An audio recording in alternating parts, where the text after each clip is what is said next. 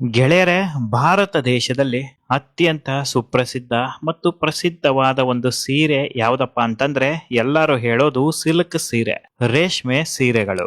101% pure silk ಸ್ಯಾರಿಗಳು Bharat ದೇಶದಲ್ಲಿ 1 ಲಕ್ಷಕ್ಕೆ ಮಾರಾಟ ಆಗುತ್ತೆ, 2 ಲಕ್ಷಕ್ಕೆ ಮಾರಾಟ ಆಗುತ್ತೆ, 3 ಲಕ್ಷಕ್ಕೂ ಕೂಡ ಮಾರಾಟ ಆಗುತ್ತೆ. ಗೆಳೆಯರೇ, ಹಾಗಾದ್ರೆ ಬನ್ನಿ ಭಾರತ ದೇಶದ ಎಲ್ಲಾ ಹೆಣ್ಮಕ್ಳ ಅಚ್ಚುಮೆಚ್ಚಿನ ರೇಷ್ಮೆ ಸೀರೆ ಕಾರ್ಖಾನೆಯಲ್ಲಿ ಹೇಗೆ ಮಾಡ್ತಾರೆ, ಈ ರೇಷ್ಮೆ ಸೀರೆ ಮಾಡೋದು ಎಷ್ಟು ಕಷ್ಟ, ಯಾಕೆ ಈ ರೇಷ್ಮೆ ಸೀರೆ ಇಷ್ಟೊಂದು ದುಬಾರಿ, ಕಣ್ಣಾರೆ ನೋಡೋಣ ಮತ್ತು ತಿಳಿಯೋಣ.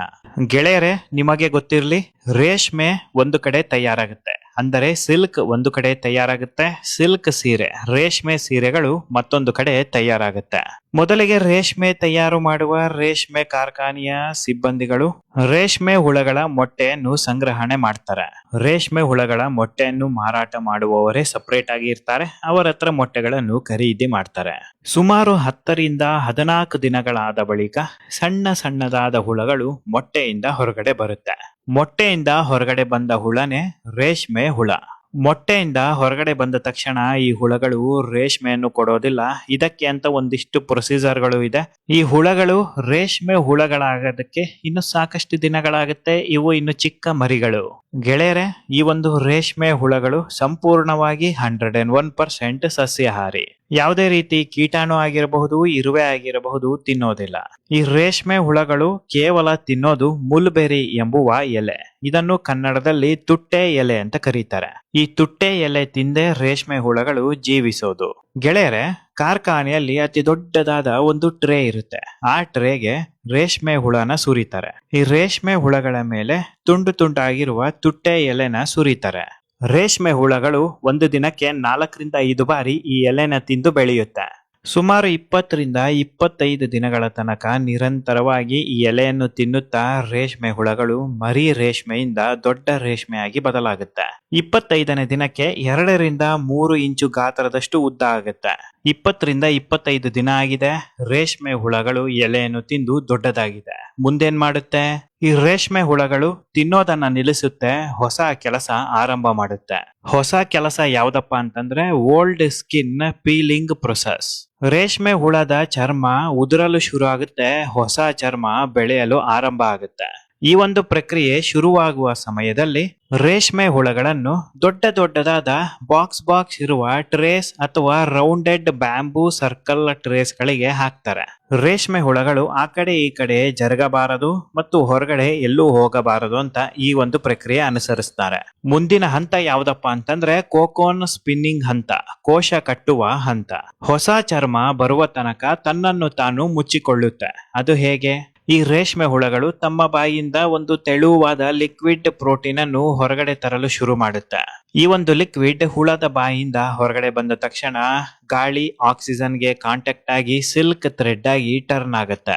ಗೆಳೆಯರೆ, ಇದೇ ರೀತಿ ರೇಷ್ಮೆ ಹುಳಗಳು ನಿರಂತರವಾಗಿ 3 ರಿಂದ 4 ದಿನ ಲಿಕ್ವಿಡ್ ಅನ್ನು ಬಾಯಿಂದ ಹೊರಗಡೆ ಬಿಟ್ಟು ಸಂಪೂರ್ಣವಾಗಿ ತನ್ನನ್ನು ತಾನು ರೇಷ್ಮೆ ದಾರದ ಒಳಗಡೆ ಮುಚ್ಚಿಕೊಳ್ಳುತ್ತೆ. ಇದನ್ನು ನೋಡ್ತಾ ಇದ್ರೆ ಹತ್ತಿಯ ಉಂಡೆ ರೀತಿ ಕಂಡು ಬರುತ್ತೆ, ಆದರೆ ಇದು ರೇಷ್ಮೆ ದಾರ. ಇದ್ರ ಒಳಗಡೆ ರೇಷ್ಮೆ ಹುಳಗಳು ಜೀವಿಸುತ್ತಾ ಇದೆ. ಗೆಳೆಯರೆ, ನಿಮಗೆ ರೇಷ್ಮೆ ಹುಳದ ಬಗ್ಗೆ ಒಂದು ಶಾಕ್ ಆಗುವಂತಹ ವಿಚಾರ ಹೇಳ. ಕೇವಲ ಒಂದೇ ಒಂದು ರೇಷ್ಮೆ ಹುಳ ಎಷ್ಟು ಉದ್ದವಾದ ರೇಷ್ಮೆ ದಾರವನ್ನು ಕೊಡುತ್ತೆ ನಿಮಗೆ ಗೊತ್ತಾ? ಬರೋಬ್ಬರಿ 700 ಮೀಟರಿಂದ 1500 ಮೀಟರ್ ತನಕ ಉದ್ದವಾದ ರೇಷ್ಮೆ ದಾರವನ್ನು ಒಂದು ರೇಷ್ಮೆ ಹುಳ ಕೊಡುತ್ತೆ. ನೀವಿನ್ನು ನನ್ನ ಅಫಿಷಿಯಲ್ ಫೇಸ್ಬುಕ್ ಪೇಜ್ ಫಾಲೋ ಮಾಡಿಲ್ಲ ಅಂದ್ರೆ ಈಗಲೇ ಫಾಲೋ ಮಾಡಿ. ಫೇಸ್ಬುಕ್ ಪೇಜಿನ ಹೆಸರು ಸುಧೀಂದ್ರ ಎಕ್ಸ್ಪ್ಲೋರರ್. ಮತ್ತು ಈಗ ನೀವು ನೋಡುತ್ತಿರುವ ವಿಡಿಯೋಗೆ ಒಂದು ಲೈಕ್ ಕೊಡಿ, ಶೇರ್ ಮಾಡಿ, ಸಬ್ಸ್ಕ್ರೈಬ್ ಆಗಿ, ಬೆಲ್ ಐಕಾನ್ ಪ್ರೆಸ್ ಮಾಡೋದನ್ನ ಮರೆಯಬೇಡಿ. ಸುಲಭವಾಗಿ ಹೇಳಬೇಕು ಅಂತಂದ್ರೆ ಒಂದು ರೇಷ್ಮೆ ಹುಳ 1 ಕಿಲೋಮೀಟರ್ಗೂ ಹೆಚ್ಚು ಉದ್ದವಾಗಿರುವ ತೆಳುವಾದ ದಾರವನ್ನು ಪ್ರೊಡ್ಯೂಸ್ ಮಾಡುತ್ತೆ. ಕೇವಲ ಒಂದೇ ಒಂದು ರೇಷ್ಮೆ ಹುಳ ಕಂಟಿನ್ಯೂಸ್ ಆಗಿ ಸಿಲ್ಕ್ ದಾರವನ್ನು ನೇಯುತ್ತಾ ಹೋಗುತ್ತದೆ. ಹುಳದ ಬಾಯಿಯಿಂದ ಬರುವ ಒಂದು ಸ್ಟಿಕ್ಕಿ ಲಿಕ್ವಿಡ್ ಗಾಳಿಗೆ ಕಾಂಟ್ಯಾಕ್ಟ್ ಆಗಿ ಫೈಬರ್ ಅಂಶ ಹೊರಗಡೆ ಬರುತ್ತೆ, ಸಿಲ್ಕ್ ಆಗಿ ಬದಲಾಗುತ್ತೆ. ಒಂದು ಹುಳ 4 ದಿನ ನಿರಂತರವಾಗಿ ಈ ಒಂದು ಪ್ರಕ್ರಿಯೆ ಮಾಡೋದ್ರಿಂದ 1 ಕಿಲೋಮೀಟರ್ಗೂ ಹೆಚ್ಚು ಸಿಲ್ಕ್ ದಾರ ಸಿಗುತ್ತೆ. ಗೆಳೆಯರೆ, ಈಗ ರೇಷ್ಮೆ ದಾರದ ಉಂಡೆಗಳು ರೆಡಿಯಾಗಿದೆ. ಈ ಉಂಡೆ ಒಳಗಡೆ ರೇಷ್ಮೆ ಹುಳಗಳು ಹಾಗೆ ಇದೆ. ಈ ರೇಷ್ಮೆ ಉಂಡೆಗಳನ್ನು ಹಾಗೆ ನೇಯೋದಕ್ಕೆ ಹೋದರೆ ದಾರ ಆಗಿ ಬರೋದಿಲ್ಲ, ತುಂಡಾಗಿ ಮುರಿದು ಬಿಡುತ್ತೆ. ಹಾಗಾಗಿ ಈ ರೇಷ್ಮೆ ಉಂಡೆಗಳನ್ನು ಕುದಿಯುವ ಬಿಸಿ ನೀರಿಗೆ ಹಾಕಿ ಬಿಡ್ತಾರೆ. ಕೋಶದ ಹೊರಗಿನ ಭಾಗ ಮೃದುವಾಗುತ್ತೆ. ಒಳಗಿರುವ ರೇಷ್ಮೆ ಹುಳ ಬಿಸಿ ನೀರಿಗೆ ತಾಗಿ ಕರಗಿ ಸತ್ತು ಹೋಗುತ್ತೆ. ಸಿಲ್ಕ್ ದಾರ ಸಡಿಲವಾಗಿ ಹೊರ ಬರೋದಕ್ಕೆ ಈಸಿ ಆಗುತ್ತೆ. ಈ ಸಡಿಲವಾಗಿರುವ ಸಿಲ್ಕ್ ದಾರವನ್ನು ಯಂತ್ರದ ಒಳಗಡೆ ಹಾಕ್ತಾರೆ. ಯಂತ್ರ ನಿಧಾನವಾಗಿ ನೇಯುತ್ತಾ ದಾರಗಳನ್ನು ಹೊರ ತಗೊಂಡು ಬರುತ್ತೆ. 4 ದಿನ ಆದ ಮೇಲೆ ಈ ರೇಷ್ಮೆ ಉಂಡೆಗಳನ್ನು ಬಿಸಿ ನೀರಿಗೆ ಹಾಕಿಲ್ಲ ಅಂದ್ರೆ ಏನಾಗುತ್ತಪ್ಪ ಅಂತ ನೋಡೋದಾದ್ರೆ, ಈ ರೇಷ್ಮೆ ದಾರದ ಉಂಡೆಯನ್ನು ಚಿಕ್ಕ ಚಿಕ್ಕ ಚೂರಾಗಿ ಕತ್ತರಿಸುತ್ತದೆ. ಈ ರೇಷ್ಮೆ ಹುಳಗಳು ತಮ್ಮ ಬಾಯಿಂದ ವಿಶೇಷವಾದ ಆಸಿಡ್ ರೀತಿಯ ಒಂದು ಜ್ಯೂಸ್ ಅನ್ನು ಹೊರಬಿಡುತ್ತೆ. ಇದರಿಂದ ರೇಷ್ಮೆ ಉಂಡೆಗಳು ತುಂಬಾ ಸಾಫ್ಟ್ ಆಗುತ್ತೆ. ನಂತರ ರೇಷ್ಮೆ ಹುಳಗಳು ಚಿಟ್ಟೆಯಾಗಿ ಬದಲಾಗಿ ರೇಷ್ಮೆ ಉಂಡೆಗಳನ್ನು ಸಂಪೂರ್ಣವಾಗಿ ಹೊಡೆದು ಹೊರಗಡೆ ಬಂದು ಹಾರಿ ಹೋಗುತ್ತೆ. ಸಿಲ್ಕ್ ದಾರಗಳು ಒಡೆಯುವ ಕಾರಣ ಸಿಲ್ಕ್ ದಾರ ಯಾವುದಕ್ಕೂ ಉಪಯೋಗಕ್ಕೆ ಬರೋದಿಲ್ಲ, ಬಿಸಾಕಬೇಕಾಗುತ್ತೆ. ರೆಡಿಯಾಗಿರುವ ಸಿಲ್ಕ್ ದಾರವನ್ನು ಸೀರೆ ತಯಾರು ಮಾಡುವ ಕಾರ್ಖಾನೆಗೆ ಕಳಿಸ್ತಾರೆ. ಹಿಂದಿನ ಕಾಲದಲ್ಲಿ ಸಿಲ್ಕ್ ಸೀರೆ ತಯಾರಿಕೆ ತುಂಬಾ ಕಷ್ಟ ಆಗ್ತಾ ಇತ್ತು. ಕೇವಲ ಒಂದು ಸಿಲ್ಕ್ ಸೀರೆಯನ್ನು ತಯಾರು ಮಾಡೋದಕ್ಕೆ ಸಾಕಷ್ಟು ದಿನಗಳು ಸಮಯ ಹಿಡಿಯುತ್ತಾ ಇತ್ತು.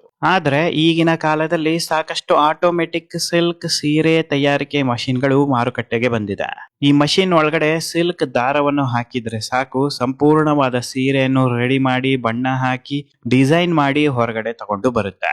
ಈಗಲೂ ಕೂಡ ಸಾಕಷ್ಟು ಕಡೆ ಕೈಮೊಗ್ಗದ ಸೀರೆಗಳು ಇದೆ.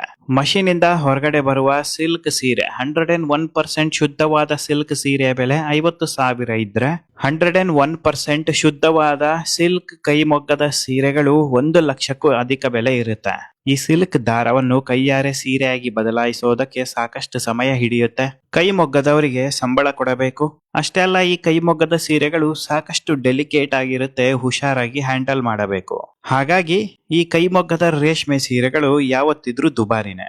ಕೈಯಲ್ಲಿ ಹೊಲೆಯುವ ಸಿಲ್ಕ್ ಸೀರೆಗಳ ಪರ್ಫೆಕ್ಷನ್ ಇವತ್ತಿನ ತನಕ ಮಷೀನ್ ಅಲ್ಲಿ ಬರೋದಿಲ್ಲ. ಹಾಗಾಗಿ ಇವತ್ತಿನ ತನಕನು ಕೈಮೊಗ್ಗದ ಸೀರೆಗಳನ್ನು ಜನಗಳು ಪ್ರಿಫರ್ ಮಾಡ್ತಾರೆ. ಗೆಳೆಯರೆ, ಮಾರುಕಟ್ಟೆಯಲ್ಲಿ 500 ರೂಪಾಯಿಗೂ ಸಿಲ್ಕ್ ಸೀರೆ ಸಿಗುತ್ತೆ, 1000 ರೂಪಾಯಿಗೂ ಸಿಲ್ಕ್ ಸೀರೆ ಸಿಗುತ್ತೆ, 5000 ರೂಪಾಯಿಗೂ ಸಿಲ್ಕ್ ಸೀರೆ ಸಿಗುತ್ತೆ. ಹಾಗಾದ್ರೆ ಈ ಸಿಲ್ಕ್ ಸೀರೆಗಳು ಡೂಪ್ಲಿಕೇಟ್ ಅಂತ ನೀವು ಕೇಳಬಹುದು. ಕಡಿಮೆ ಬೆಲೆಯ ಸಿಲ್ಕ್ ಸೀರೆಗಳು ಡೂಪ್ಲಿಕೇಟ್ ಅಲ್ಲ, ಆದ್ರೆ ಇವು ಮಿಕ್ಸ್ಡ್ ಸಿಲ್ಕ್ ಸೀರೆಗಳು. ಅತಿ ಕಡಿಮೆ ಬೆಲೆಗೆ ಸಿಗುವ ರೇಷ್ಮೆ ಸೀರೆಗಳಲ್ಲಿ ಕೇವಲ 3-5% ಅಷ್ಟು ಸಿಲ್ಕ್ ಬಳಸಿರ್ತಾರೆ. ಇನ್ನು ಉಳಿದ 95% ಪಾಲಿಸ್ಟರ್, ನೈಲಾನ್, ಸಿಂಥೆಟಿಕ್ ಫೈಬರ್ಸ್ ಗಳು ಮಿಕ್ಸ್ ಆಗಿರುತ್ತೆ. ಈ ಸೀರೆಗಳಲ್ಲಿ 1 ಎಳೆ 2 ಎಳೆಯಷ್ಟು ಸಿಲ್ಕ್ ಇರುತ್ತೆ. ಗೆಳೆಯರೆ, ಕಡಿಮೆ ಬೆಲೆಗೆ ಈ ಸಿಲ್ಕ್ ಸೀರೆಯನ್ನು ಕೊಡೋದಕ್ಕೆ ಒಂದು ಪ್ರಮುಖ ಕಾರಣ ಕೂಡ ಇದೆ. 1970ರಲ್ಲಿ ಸಿಲ್ಕ್ ಸೀರೆಯ ಮಾರಾಟ ಸಂಪೂರ್ಣವಾಗಿ ಕುಸಿತ ಕಾಣುತ್ತೆ. ಯಾಕಪ್ಪ ಅಂತಂದ್ರೆ ಆ ಸಮಯದಲ್ಲಿ ಮಾರಾಟ ಆಗುತ್ತಾ ಇದ್ದದ್ದು ಕೇವಲ 100% ಶುದ್ಧವಾದ ಸಿಲ್ಕ್ ಸೀರೆಗಳು. ಎಲ್ಲರ ಹತ್ರನೂ ದುಡ್ಡು ಇರ್ತಾ ಇರ್ಲಿಲ್ಲ. ಆಗಿನ ಸಮಯದಲ್ಲಿ ಸಾಹುಕಾರರು ಕೂಡ ತುಂಬಾ ಕಡಿಮೆ ಸಂಖ್ಯೆಯಲ್ಲೇ ಇದ್ರು. ರೇಷ್ಮೆ ತಯಾರಿಕೆ ಮುಚ್ಚುವ ಹಂತಕ್ಕೆ ಬಂದ್ಬಿಡುತ್ತೆ. ಹಾಗಾಗಿ ರೇಷ್ಮೆ ಸೀರೆ ಮಾರಾಟಗಾರರು ಒಂದು ಉಪಾಯ ಮಾಡ್ತಾರೆ. ಕೇವಲ 100% ಶುದ್ಧ ಸಿಲ್ಕ್ ಸೀರೆ ಮಾರಾಟ ನಮ್ಮನ್ನು ಉಳಿಸೋದಿಲ್ಲ, ಮುಳುಗಿಸೋದು ಖಂಡಿತ ಸತ್ಯ. ರೇಷ್ಮೆಯನ್ನು ನಂಬಿ ಬದುಕುತ್ತಿರುವ ಲಕ್ಷಾಂತರ ಜನಗಳು ಬೀದಿಗೆ ಬರ್ತಾರೆ. ಹೀಗಾಗಬಾರದು.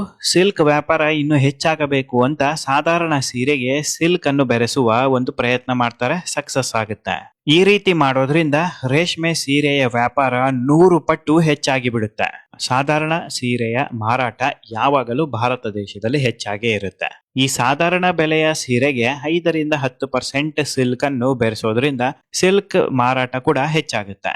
ಗೆಳೆಯರೆ, ನೀವು ಒಂದು ಪ್ರಶ್ನೆಯನ್ನು ಕೇಳುತ್ತಾ ಇರ್ತೀರಾ, ಈ ಸಿಲ್ಕ್ ಸೀರೆಯನ್ನು ಕಂಡು ಹಿಡಿದವರು ಯಾರು, ಈ ಸಿಲ್ಕ್ ವ್ಯಾಪಾರ ಶುರು ಮಾಡಿದವರು ಯಾರು ಅಂತ. ಮೊದಲು ಸಿಲ್ಕ್ ಬಟ್ಟೆಯನ್ನು ತಯಾರು ಮಾಡಿದ್ದು ನಿನ್ನೆ ಮೊನ್ನೆಯಿಂದ ಅಲ್ಲ, ಬರೋಬ್ಬರಿ 5000 ವರ್ಷಗಳ ಹಿಂದೆ ಹರಪ್ಪ ಮತ್ತು ಮೊಹೆಂಜದಾರೋ ಸಿವಿಲೈಸೇಷನ್, ಅಂದರೆ ಇಂಡಸ್ ವ್ಯಾಲಿ ಸಿವಿಲೈಸೇಷನ್ ಅಲ್ಲಿ. ಈಗ ಸದ್ಯಕ್ಕೆ ಈ ಇಂಡಸ್ ವ್ಯಾಲಿ ಸಿವಿಲೈಸೇಷನ್ ಇರೋದು ಭಾರತ ದೇಶದಲ್ಲಿ ಅಲ್ಲ, ಪಾಕಿಸ್ತಾನದಲ್ಲಿ. 2009ನೇ ಇಸ್ವಿಯಲ್ಲಿ ಆರ್ಕಿಯಾಲಜಿ ಡಿಪಾರ್ಟ್ಮೆಂಟ್ ತಂಡ ಸರ್ವೆ ಮಾಡೋದಕ್ಕೆ ಅಲ್ಲಿಗೆ ಹೋಗ್ತಾರೆ. 5000 ವರ್ಷಗಳ ಹಿಂದಿನ ಮನೆಗಳು, ಅರಮನೆಗಳು, ಡ್ರೈನೇಜ್ ಸಿಸ್ಟಮ್, ವಾಟರ್ ಸಿಸ್ಟಮ್ ಎಲ್ಲವೂ ಕಂಡು ಬರುತ್ತೆ.